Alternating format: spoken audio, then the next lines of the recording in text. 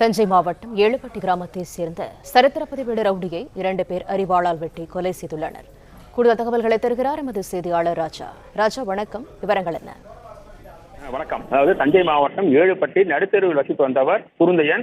இவர் சரித்திர பதிவேடு ரவுடியாக ரவுடி ஆவார். இவர் இந்த இருசக்கர வாகனத்தில் வீட்டிற்கு சென்று கொண்டிருந்த பொழுது அவரை பின்தொடர்ந்து வந்த கார் அவர் மீது மோதுகிறது.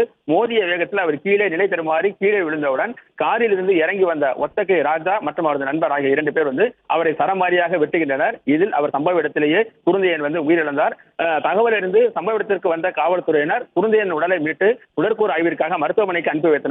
காவல்துறையினர் நடத்திய முதற்கட்ட விசாரணையில் கடந்த 2013ஆம் ஆண்டு உலகநாதன் என்பவரையும் 2014ஆம் ஆண்டு உதயா என்பவரையும் குருந்தையன் நண்பர்களுடன் சேர்ந்து வெட்டி கொலை செய்திருக்கிறார். இவர்களது கொலைக்கு பழியாக இந்த குருந்தையன் என்று வெட்டி கொலை செய்யப்பட்டிருக்கிறார் என்று முதற்கட்ட விசாரணை தெரிய வந்திருக்கிறது.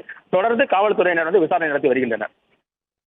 தஞ்சை மாவட்டம் ஏழுப்பட்டி கிராமத்தைச் சேர்ந்த சரித்திர பதிவேடு ரவுடியை 2 பேர் அரிவாளால் வெட்டி கொலை செய்துள்ளனர். கூடுதல் தகவல்களை தருகிறார் எமது செய்தியாளர் ராஜா. ராஜா, வணக்கம். விவரங்கள் என்ன? வணக்கம். அதாவது தஞ்சை மாவட்டம் ஏழுப்பட்டி நடுத்தெருவில் வசித்து வந்தவர் குருந்தையன். இவர் சரித்திர பதிவேடு ரவுடி ஆவார். இவர் இந்த இருசக்கர வாகனத்தில் வீட்டிற்கு சென்று கொண்டிருந்த பொழுது அவரை பின்தொடர்ந்து வந்த கார் அவர் மீது மோதுகிறது. மோதிய வேகத்தில் அவர் கீழே நிலை தருமாறி கீழே விழுந்தவுடன் காரில் இருந்து இறங்கி வந்த ஒத்தகை ராஜா மற்றும் அவரது நண்பர் ஆகிய 2 பேர் அவரை சரமாரியாக வெட்டுகின்றனர். இதில் அவர் சம்பவ இடத்திலேயே குருந்தையன் உயிரிழந்தார். தகவல் அறிந்து சம்பவ இடத்திற்கு வந்த காவல்துறையினர் குருந்தையன் உடலை மீட்டு உடற்கூறு ஆய்விற்காக மருத்துவமனைக்கு அனுப்பி வைத்தனர்.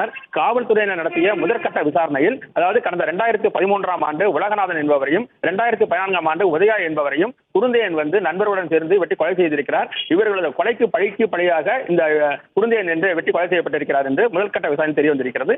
தொடர்ந்து காவல்துறையினர் விசாரணை நடத்தி வருகின்றனர்.